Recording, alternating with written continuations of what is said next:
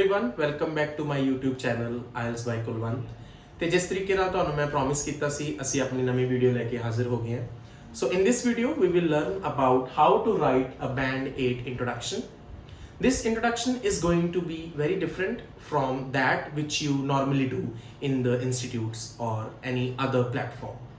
So ਇਸ introduction ਦੇ ਵਿੱਚ ਆਪਾਂ various steps ਨੂੰ discuss ਕਰਾਂਗੇ। ਹਾਲਾਂਕਿ ਇਹ introduction is only for the opinion essay.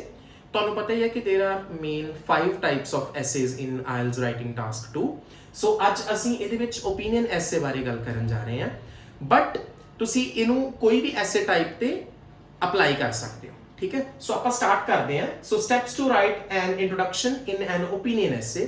opinion essay ਦੇ ਵਿੱਚ ਜਿਸ ਤਰੀਕੇ ਨਾਲ ਮੈਂ ਉਸ ਟ੍ਰਿਕਸ ਨੂੰ ਫੋਲੋ ਕਰਕੇ ਤੇ ਉਹ ਸਕੋਰ ਨੂੰ ਅਚੀਵ ਕੀਤਾ, ਮੈਂ ਸਿਰਫ ਉਸੇ ਤਰੀਕੇ ਨਾਲ ਹੀ ਤੁਹਾਨੂੰ ਗਾਈਡ ਕਰੂੰਗਾ। ਸੋ ਆ 3 steps ਆ, ਬਹੁਤ ਈਜ਼ੀ ਹੈ ਇਹ ਤਿੰਨੋਂ steps. So these are the easiest steps to do the introduction. So ਪਹਿਲਾਂ ਪੈਰਾਫਰੇਜ਼ ਕਰੋ। ਜਿਨ੍ਹਾਂ ਨੂੰ ਪੈਰਾਫਰੇਜ਼ ਦਾ ਨਹੀਂ ਪਤਾ ਤੁਹਾਨੂੰ ਮੈਂ ਦੱਸਦਾ ਕਿ ਪੈਰਾਫਰੇਜ਼ ਦਾ ਮਤਲਬ ਕੀ ਹੁੰਦਾ ਹੈ ਕਿ ਤੁਸੀਂ ਕੁਐਸਚਨ ਦਾ ਜੋ ਵੀ ਆਪਣਾ ਟੌਪਿਕ ਆ, ਕੁਐਸਚਨ ਦਾ ਟੌਪਿਕ ਦਿੱਤਾ, ਆਪਣੀ ਜੋ ਸਟੇਟਮੈਂਟ ਆਫ ਦਾ ਕੁਐਸਚਨ ਆ ਉਹਨੂੰ ਤੁਸੀਂ ਰੀਰਾਈਟ ਕਰਨਾ, ਬਟ ਆਪਣੇ ਵਰਡਸ ਦੇ ਵਿੱਚ ਕਰਨਾ, ਪਰ ਉਹਦਾ ਮੀਨਿੰਗ ਚੇਂਜ ਨਹੀਂ ਹੋਣਾ ਚਾਹੀਦਾ, ਠੀਕ ਹੈ। So that we will discuss later in this video. Next, second step is write your opinion. ਤੁਸੀਂ ਆਪਣਾ opinion ਦੱਸਣਾ ਹੈ ਕਿ ਤੁਸੀਂ opinion essay ਦੇ ਵਿੱਚ ਆਪਾਂ ਜਾਂ agree ਕਰਦੇ ਹੁੰਨੇ ਆ ਜਾਂ disagree ਕਰਦੇ ਹੁੰਨੇ ਆ, right? So ਇਹਦੇ ਵਿੱਚ ਆਪਾਂ ਆਪਣਾ opinion ਦਵਾਂਗੇ। Third step, the very last step of this introduction is give 2 reasons why you agree or disagree with the statement. ਤੁਸੀਂ 2 reasons ਦੇਣੇ ਆ, ਠੀਕ ਹੈ, ਕਿ ਤੁਸੀਂ ਇੱਕ statement ਦੇ ਨਾਲ agree ਕਰ ਰਹੇ ਹੋ ਜਾਂ disagree ਕਰ ਰਹੇ ਹੋ, ਠੀਕ ਹੈ। So moving on to the next step. For example, ਆਪਣੇ ਕੋਲੇ ਇੱਕ question ਹੈ, ਠੀਕ ਹੈ। question ਆਪਣੇ ਕੋਲੇ ਹੈਗਾ, some people think that it is better to live in cities as it is the demand of changing world. Do you agree or disagree? So ਜਿਹੜੇ ਕੁਝ ਲੋਕ ਇਹ ਸੋਚਦੇ ਆ ਕਿ ਸ਼ਹਿਰਾਂ 'ਚ ਰਹਿਣਾ better ਹੈ ਕਿਉਂਕਿ ਅੱਜ ਕੱਲ ਦਾ ਜੋ ਬਦਲਦਾ ਹੋਇਆ ਜ਼ਮਾਨਾ ਹੈ ਉਹਦੀ ਡਿਮਾਂਡ ਹੈ, ਠੀਕ ਹੈ। ਸੋ ਤੁਸੀਂ ਇਸ ਚੀਜ਼ ਨਾਲ ਐਗਰੀ ਕਰਦੇ ਹੋ ਜਾਂ ਡਿਸਐਗਰੀ ਕਰਦੇ ਹੋ, ਇਹ ਆਪਣੇ ਕੁਐਸਚਨ ਟਾਈਪ ਹੈ, ਠੀਕ ਹੈ। opinion essay ਹੈ। ਇੱਕ ਚੀਜ਼ ਤੁਹਾਨੂੰ ਮੈਂ ਹੋਰ ਦੱਸਣਾ ਚਾਹੁੰਦਾ, if you are having your pen or pencil with you, so you can note down these steps in order to write your introduction effective, ਠੀਕ ਹੈ। ਸੋ ਉਸ ਤੋਂ ਬਾਅਦ ਦੇਖੋ, ਜਿਵੇਂ ਕਿ ਆਪਣਾ ਇਹ ਕੁਐਸਚਨ ਹੈ, ਫਸਟ ਸਟੈਪ ਮੈਂ ਤੁਹਾਨੂੰ ਦੱਸਿਆ ਕਿ ਪੈਰਾਫਰੇਜ਼ ਦਾ ਕੁਐਸਚਨ। ਹੁਣ ਪੈਰਾਫਰੇਜ਼ ਦਾ ਕੁਐਸਚਨ ਨਾਰਮਲੀ ਅਗਰ ਤਾਂ ਤੁਸੀਂ ਸਹੀ ਜਗ੍ਹਾ ਤੋਂ ਕੋਚਿੰਗ ਲੈ ਰਹੇ ਹੋ ਤਾਂ ਤੁਹਾਨੂੰ ਵੀ ਇਹ ਸੇਮ ਪੈਟਰਨ ਫੋਲੋ ਕਰਵਾਇਆ ਜਾ ਰਿਹਾ ਹੋਊਗਾ, ਨਹੀਂ ਤਾਂ ਇੱਕ ਬੈਕਗ੍ਰਾਉਂਡ ਜੀ ਸਟੇਟਮੈਂਟ ਲਿਖਵਾਉਂਦੇ ਹੁੰਦੇ ਆ। ਫੋਰ ਐਗਜ਼ਾਮਪਲ ਕਿ ਇਹਦੇ ਵਿੱਚ ਕੀ ਆ ਕਿ ਸਿਟੀਜ਼ 'ਚ ਰਹਿਣਾ ਬੈਟਰ ਹੈ ਕਿਉਂਕਿ ਬਦਲਦੇ ਸਮੇਂ ਦੀ ਡਿਮਾਂਡ ਹੈ। ਉਹਦੇ 'ਚ ਨਾ ਇੱਕ ਜਨਰਲ ਸਟੇਟਮੈਂਟ ਪਹਿਲਾਂ ਲਿਖਦੇ ਆ, ਜਿਵੇਂ cities are very important and in this contemporary world and things like that. So ਉਹ ਚੀਜ਼ਾਂ ਕ੍ਰੈਮਡ ਹੁੰਦੀਆਂ, ਮੈਮੋਰਾਈਜ਼ਡ ਸਟੱਫ ਹੁੰਦਾ, ਉਹਦੀ ਕੋਈ ਵੀ ਇੰਪੋਰਟੈਂਸ ਨਹੀਂ ਹੈ। ਕੁਐਸਚਨ ਤੁਹਾਡਾ ਸਟਾਰਟ ਹੋਣਾ ਪੈਰਾਫਰੇਜ਼ਿੰਗ ਤੋਂ। ਅਗਰ ਪੈਰਾਫਰੇਜ਼ਿੰਗ ਤੋਂ ਸਟਾਰਟ ਕਰ ਲਓਗੇ ਤਾਂ ਰੀਡਰ ਨੂੰ ਅੰਡਰਸਟੈਂਡ ਕਰਨਾ ਈਜ਼ੀ ਹੋਊਗਾ ਤੇ ਰੀਡਰ ਕੌਣ ਹੈ? ਤੁਹਾਡਾ ਐਗਜ਼ਾਮੀਨਰ, ਠੀਕ ਹੈ। ਸੋ ਇੰਟਰੋਡਕਸ਼ਨ, ਪੈਰਾਫਰੇਜ਼ ਦਾ ਕੁਐਸਚਨ ਫਸਟ ਸਟੈਪ ਆ। ਸੋ ਇਹਨੂੰ ਆਪਾਂ ਪੈਰਾਫਰੇਜ਼ ਕੀਤਾ। ਦੇਖੋ, ਸਮ ਪੀਪਲ ਥਿੰਕ ਦੈਟ, ਕੱਲੇ ਵਰਡ ਨੂੰ ਪੈਰਾਫਰੇਜ਼ ਕਰਨ ਦੀ ਬਜਾਏ ਤੁਸੀਂ ਨਾ ਗਰੁੱਪ ਆਫ ਵਰਡਸ ਲੈ ਲਓ, ਥੋੜੀ ਇਨਫੋਰਮੇਸ਼ਨ ਲੈ ਲਓ, ਉਹਨੂੰ ਪੈਰਾਫਰੇਜ਼ ਕਰੋ।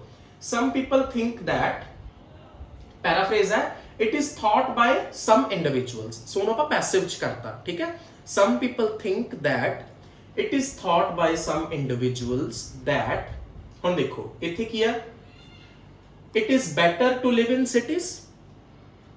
ਇੱਥੇ ਦੇਖੋ living in urban areas is better. ਬਹੁਤ ਈਜ਼ੀ ਤਰੀਕਾ ਕਰਨ ਦਾ, ਕੋਈ ਖਾਸ ਆਪਾਂ ਵੋਕੈਬੂਲਰੀ, ਹਾਈ ਵੋਕੈਬੂਲਰੀ ਦੇ ਵਰਡਸ ਨਹੀਂ ਲਾ ਰਹੇ ਇਹਦੇ ਤੇ, ਬਹੁਤ ਈਜ਼ੀ ਤਰੀਕੇ ਨਾਲ ਆਪਾਂ ਇਹਨੂੰ ਕਰ ਰਹੇ ਹਾਂ, ਠੀਕ ਹੈ। Living in urban areas is better as it is the demand of changing world. So ਦੇਖੋ ਇਹਨੂੰ ਆਪਾਂ ਕਿਵੇਂ ਚੇਂਜ ਕੀਤਾ, because it is demanded by the changing world. ਹੁਣ ਤੁਸੀਂ ਕਹੋਗੇ ਕਿ ਇਹ ਤਾਂ ਬਹੁਤ ਈਜ਼ੀ ਆ, ਇਸ ਦੇ ਨਾਲ ਤਾਂ ਬੈਂਡ ਹੀ ਨਹੀਂ ਆਊਗਾ, ਇਹਦੇ 'ਚ ਤਾਂ ਕੋਈ ਹਾਈ ਵੋਕੈਬੂਲਰੀ ਯੂਜ਼ ਨਹੀਂ ਕੀਤੀ ਗਈ ਜਾਂ ਕੁਝ ਵੀ ਐਵੇਂ ਦੇ ਜਿਹੜੇ ਵੋਕੈਬ ਵਰਡਸ ਨਹੀਂ ਯੂਜ਼ ਕੀਤੇ ਗਏ। ਆਇਲਸ ਦੇ ਵਿੱਚ, ਇੰਗਲਿਸ਼ ਲੈਂਗੁਏਜ ਦੇ ਵਿੱਚ ਹਾਈ ਜਾਂ ਫੈਂਸੀ ਵੋਕੈਬੂਲਰੀ ਦੀ ਕੋਈ ਜਗ੍ਹਾ ਨਹੀਂ ਹੈਗੀ। Contemporary era and things like the metropolitan surroundings, ਤੁਸੀਂ ਸਿਟੀਜ਼ ਨੂੰ ਕਹਿ ਦਿਓ, ਮਤਲਬ ਔਖੇ ਵਰਡਸ ਕਹਿ ਦਿਓ। ਔਖਾ ਲਿਖਣਾ is not important, clear writing is important. If your writing is clear enough to the examiner, he or she will definitely give you the scores. Because you have used this natural language stuff. ਹੁਣ ਇਹੀ difference ਆ natural language ਦੇ ਵਿੱਚ ਤੇ ਜਿਹੜੀ so called institutes ਦੀ cram language, ਤੁਹਾਨੂੰ ਕ੍ਰੈਮਿੰਗ ਕਰਦੇ ਆ ਤੁਸੀਂ ਵੋਕੈਬ ਵਰਡਸ ਨੂੰ ਲਰਨ ਕਰਦੇ ਆ। ਸੋ ਇਹ ਆਪਣਾ ਫਸਟ ਸਟੈਪ ਹੋ ਗਿਆ, ਠੀਕ ਹੈ। ਹੁਣ ਆਪਾਂ ਐਵੇਂ ਹੀ ਆਪਣੇ ਨੈਕਸਟ ਸਟੈਪ ਵੱਲ ਜਾਵਾਂਗੇ। ਇੰਟਰੋਡਕਸ਼ਨ ਦਾ ਸਟੈਪ 2 ਆ ਰਾਈਟ ਯੋਰ ਓਪੀਨੀਅਨ। ਦੇਖੋ ਰਾਈਟ ਯੋਰ ਓਪੀਨੀਅਨ, ਹੁਣ ਸਟੈਪ 2 ਕੀ ਆ, ਰਾਈਟ ਯੋਰ। ਹੁਣ ਤੁਸੀਂ ਇੱਥੇ ਆਪਣਾ ਓਪੀਨੀਅਨ ਦੇਣਾ। ਹੁਣ ਆਪਣੇ ਮਾਈਂਡ ਦੇ ਵਿੱਚ ਇਹ ਚੀਜ਼ ਸੋਚੋ ਕਿ ਸ਼ਹਿਰਾਂ ਦੇ ਵਿੱਚ ਰਹਿਣਾ ਬੈਟਰ ਹੈ ਜਾਂ ਨਹੀਂ।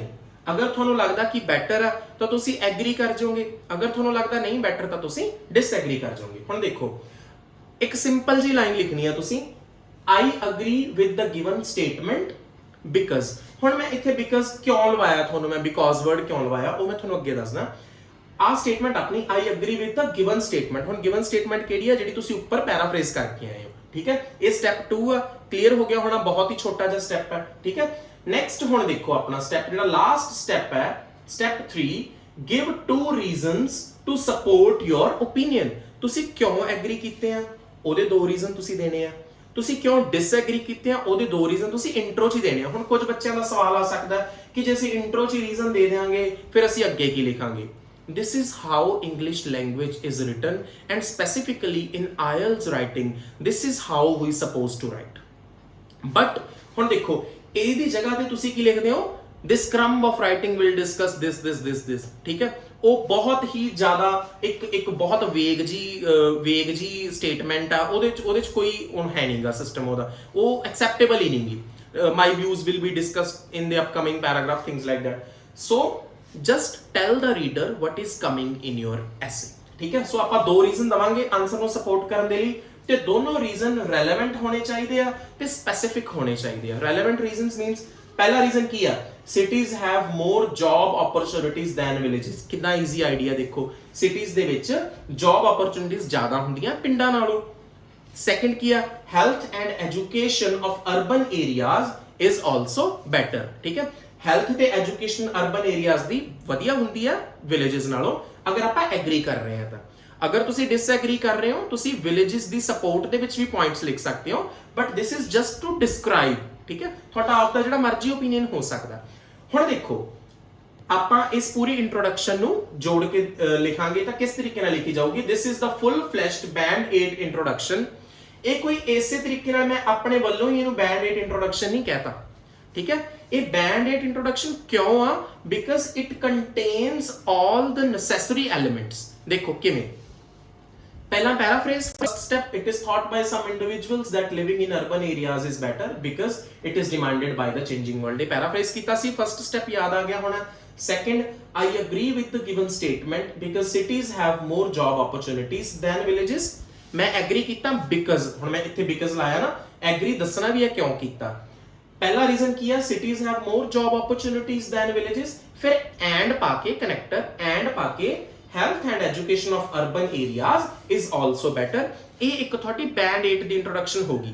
ਹੁਣ ਤੁਸੀਂ ਇਸ ਐਸੇ ਨੂੰ ਡਿਵੈਲਪ ਕਰਨਾ, ਉਹ ਕਿਵੇਂ ਕਰਨਾ, ਉਹ ਆਪਾਂ ਬੋਡੀ ਪੈਰਾਗ੍ਰਾਫ 1 ਦੇ ਵਿੱਚ ਪਹਿਲਾ ਰੀਜ਼ਨ ਡਿਸਕਸ ਕਰਾਂਗੇ। that is the first reason will be discussed in the first paragraph, which is cities have more job opportunities than villages। so you will explain in this paragraph how the job opportunities are better or more in cities, ਠੀਕ ਹੈ। ਫਿਰ ਉਸ ਤੋਂ ਬਾਅਦ body paragraph 2 ਦੇ ਵਿੱਚ ਤੁਸੀਂ health and education ਨੂੰ ਐਕਸਪਲੇਨ ਕਰ ਸਕਦੇ ਆ। ਤੇ ਕਨਕਲੂਜਨ ਦੇ ਲਈ ਤੇ ਬੋਡੀ ਪੈਰਾਗ੍ਰਾਫਸ ਦੇ ਲਈ ਵੀ ਆਪਾਂ ਸਪੈਸ਼ਲ ਵੀਡੀਓ ਲੈ ਕੇ ਆਵਾਂਗੇ। ਹੁਣ ਦੇਖੋ ਕੋਈ ਵੀ ਤੁਹਾਡੀ ਐਸੇ ਟਾਈਪ ਆ ਨਾ, ਇਹ ਤਾਂ ਸਿਰਫ ਓਪੀਨੀਅਨ ਦਾ ਦੱਸਿਆ ਤੁਹਾਨੂੰ ਮੈਂ। ਡਿਸਕਸ਼ਨ ਐਸੇ ਆ, ਪ੍ਰੋਬਲਮ ਸੋਲੂਸ਼ਨ ਐਸੇ ਆ, 2 ਡਾਇਰੈਕਟ ਕੁਐਸਚਨ ਆ, ਐਡਵਾਂਟੇਜ ਡਿਸਐਡਵਾਂਟੇਜ ਆ। ਪਹਿਲਾ ਸਟੈਪ ਕਰੋ ਪੈਰਾਫਰੇਜ਼। the very first step is to paraphrase your question। the statement of your question must be paraphrased in the very first sentence।